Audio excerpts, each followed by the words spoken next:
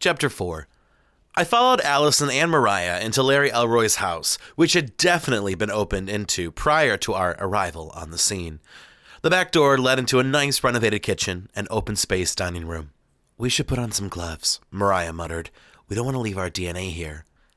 "Great idea!" Alison started rifling into her purse, and I thought she might pull out her gun again. "Good thing I have some gloves in my purse." "I don't have gloves," I cried out, mainly because I didn't expect we'd be prowling through Elroy's house. You should be better prepared," Alison sighed. "You're lucky I have a spare set of spandex gloves. Put these on." I put on the gloves while Mariah moved to the back bedroom. It appeared no one wanted to ask why Alison had gloves on hand. "Let me check these cabinets." Alison opened the spice drawer and the Tupperware drawer as if Larry Elroy was going to pop out of them. Alison even went ahead and opened the fridge. "Don't eat anything in the fridge," I pointed out.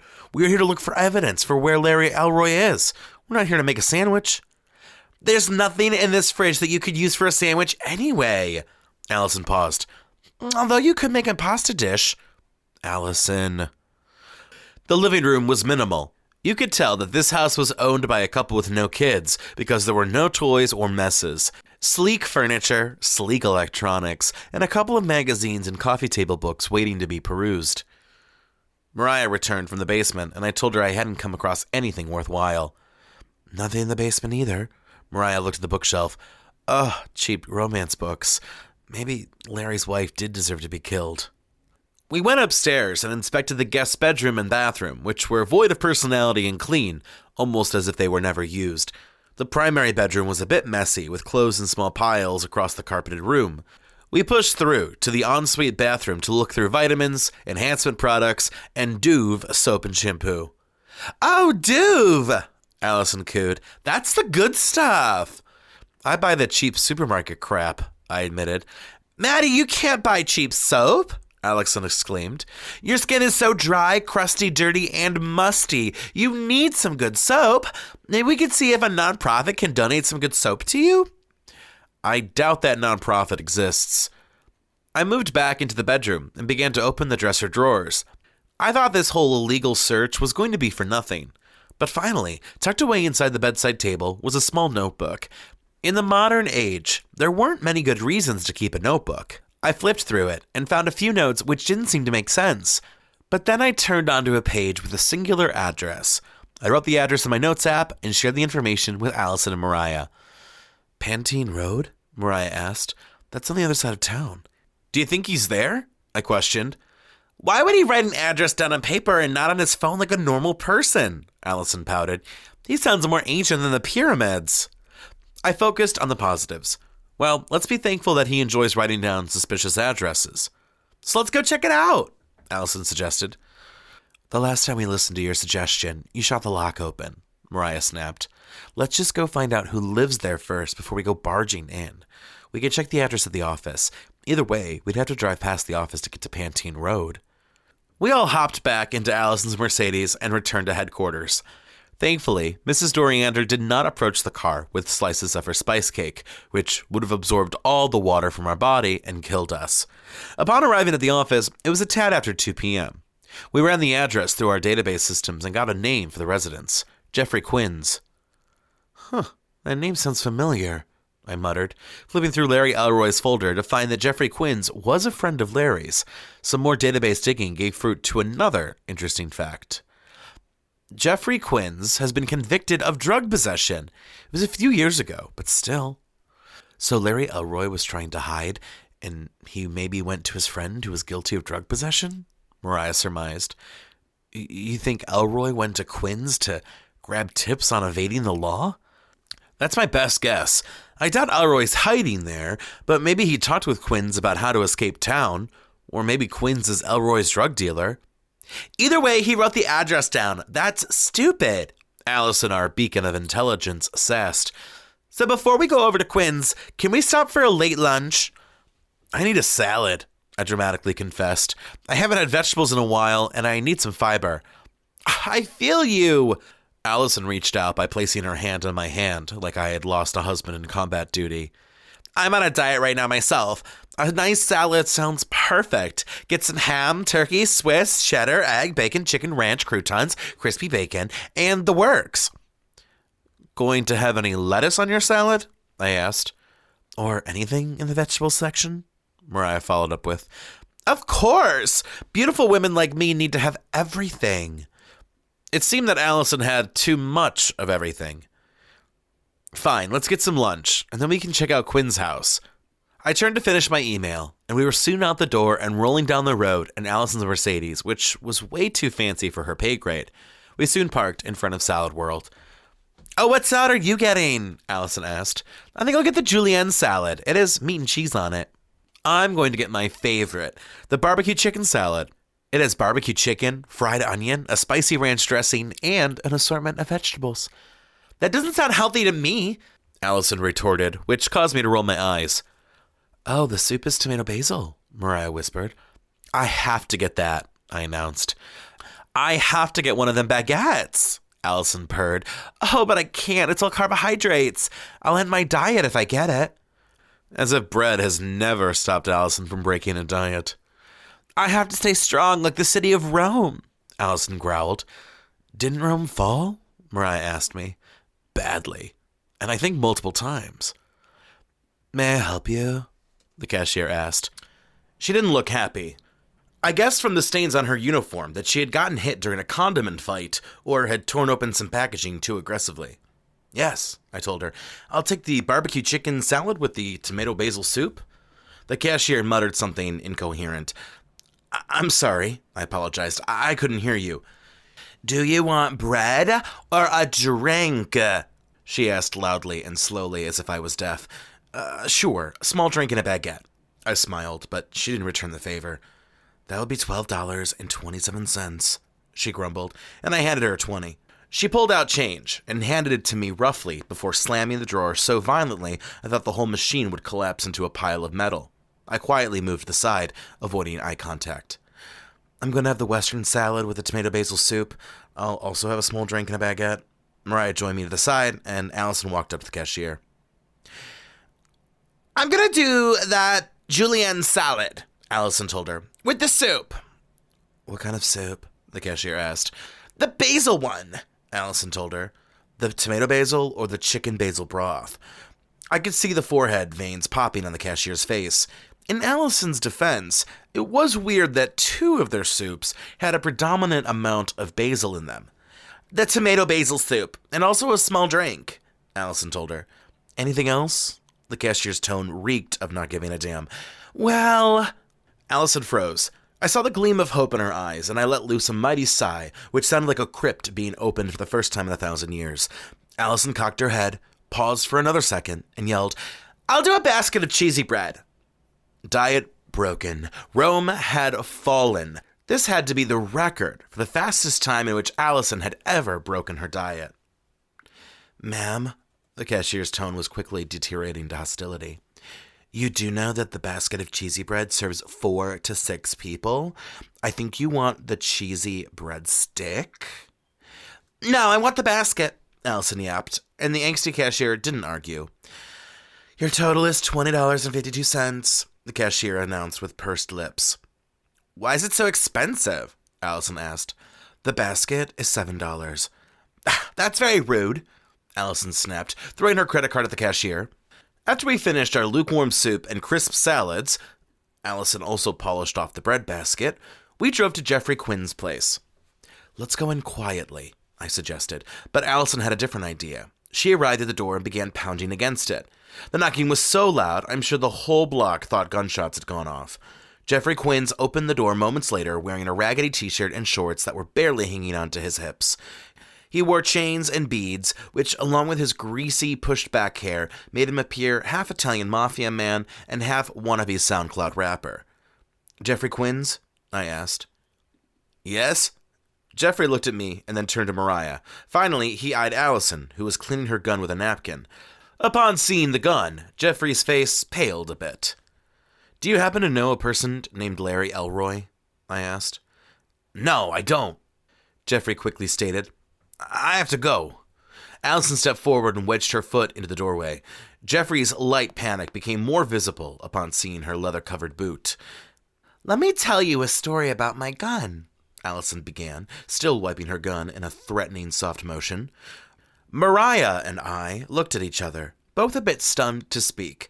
We were like gazelles who would remain quiet and let the lion continue its hunt. "This gun has a name. It's Richard," Alison began. "I got this gun 3 years ago as a gift from my ex-boyfriend who wanted me to be safe in case there was a crazy person. And there was, about 2 months later. I shot the man because he came into my house as a burglar. Later I found out his name was Richard, and that he was my boyfriend's brother. Because of that, my boyfriend dumped me and I began working at Lucky Bonds and Investigations." That story was more chaotic than a truckload of Beanie Babies falling over on the highway. "That was a very good story," Jeffrey grimaced, "but I have to go." "Here," I interrupted, and I gave Jeffrey my card. "When you have time, call me." Jeffrey nodded, and as soon as Alison removed her foot, he slammed the door shut. "That seemed irregular," Mariah mused. "My exact thought. Maybe we should have pressed him more." "Did you guys like how I showed off my gun threateningly?" Alison said with a proud smile. We had time till our dinner plans at 6, so we went back to the office to check in before going home to our respective homes. As I expected, my roommate, Ramona, was not home. I barely saw her, but as long as the check cleared, I wasn't bothered. I laid on the couch for an hour and then took a shower. I love a midday shower to help me relax. After glazing on the couch like a donut on a bakery shelf and showering, I checked my mail. Bills, ads, spam, and a note? It wasn't even a note in an envelope. It was just a small piece of parchment with a written script. The proclamation read, "Keep out of the way. You are not helping anyone." Yikes. This was not the first time people had told me to stop investigating mysteries or chasing after bonds. People liked to get away with their crimes. I usually shrugged threats off. And most of it was direct, face-to-face. I had never received a threatening script message dropped off in my mailbox. I took a picture and sent it to Mariah and Alison before calling Alison's police officer brother, Anthony. "Hey, I got a weird message in my mailbox," I told Anthony after some quick pleasantries. "Weird like that ad for the laundromat on Lee?" Anthony asked. "I didn't mind the sexy lingerie ladies, but it did feel weird for a laundromat ad." "No, it's a threat. I think it has to do with Larry Elroy." If it's Larry Elroy himself threatening you, he should be focused on trying to get out of town," Anthony murmured. "I can't believe he got bond. Where are you now? Can I see the note?" "I'm at home, but I'm heading to Pacific East. Oh, David and I could use a dinner break. We'll see you there and check out this note." "Do you always invite yourself to other people's dinner plans?" I joked. Meh, just when I know I can get away with it," Anthony answered before dropping the call. Mariah, Amber, Alison, and Sean were already seated when I rolled up to Pacific East. They immediately wanted to see the note, which I safely passed around in a Ziploc bag. "You never know. There might be fingerprints to lift." Oh, I sound like I actually know what I'm doing. I ordered sweet and sour chicken, a bit on the fried side, but I was stressed out and deserved it. Anthony and David said they were going to join us, I said as our food began pouring out of the kitchen. "I wonder where they are." "I'm not waiting for my brother." Alison acted like we were waiting for a stranger. "That is just not how the Webbs do it." I wasn't sure if refusing to wait for others when it came to eating was a family virtue or if it was Alison's personal ideology. "Where's Dana?" I asked Sean. "She's busy," Sean smiled. "I'm bringing her to-go food, though." "That's kind of you," Mariah mused. "Yeah, too kind, one might say," Amber winked. Sean blushed up a storm. There was some romantic potential between Sean and Dana. They were the office's will they will, won't they. "Oh my gosh!" Alison choked, spraying half the table with partially consumed fried rice. "My ex-husband just came in!" Normally, someone would have voiced disgust at Alison's food faux pas, but the intrigue of seeing one of Alison's ex-husbands was too good to pass up. Alison was a notorious man-eater, but she did decide to tie the knot twice over. Both marriages ended quicker than the expiration date on avocados. Alison's first ex was the geekiest man in the Tri-County area. Not only had he been unemployed, but spent most of his time playing video games and surfing on the internet. That left Alison with all the bills.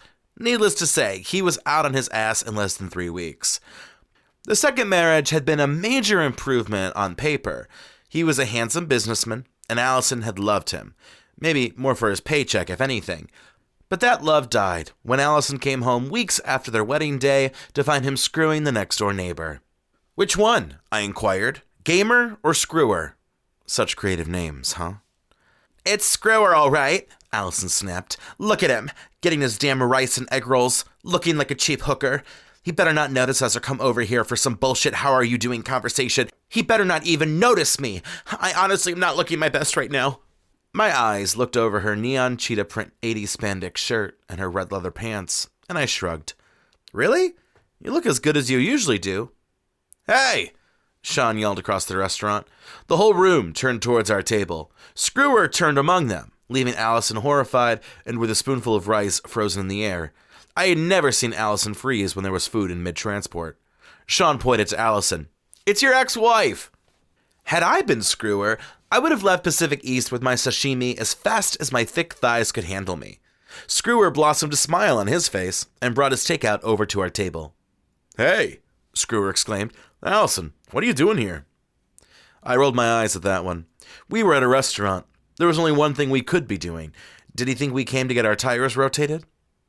"Eating with friends," Alison quickly stated, looking embarrassed and down at her food. "Get out of here." "It's been a while." Screwer either couldn't read social cues or didn't care. "How have you been?" Screwer sounded like a long-lost frat brother reconnecting with a casual college colleague, not as an adulterer and philanderer who noticed his ex-wife at a restaurant. "Get out of here," Alison repeated, this time loud enough for a couple of nearby tables to crane their necks as if they were seagulls detecting fast food brown bag meals. "This is uncomfy," I whispered. "I'm uncomfy that you use the word uncomfy," Mariah joked, but behind her sass was a bit of tension from the interaction that was happening in front of us. "I've been good. I got a promotion the other day." I could see Alison snap at that exact moment. "Get the hell out!" Alison stood up violently, almost knocking drinks and food over to do so. Alison grabbed her purse and pulled out her gun. She aimed the gun at Screwer. I gasped, not because I thought Alison could shoot him. Her aim was worse than Screwer's ability to take a hint. "I have a new man in my life. Why don't you meet him? His name is Richard." The entire restaurant was watching us.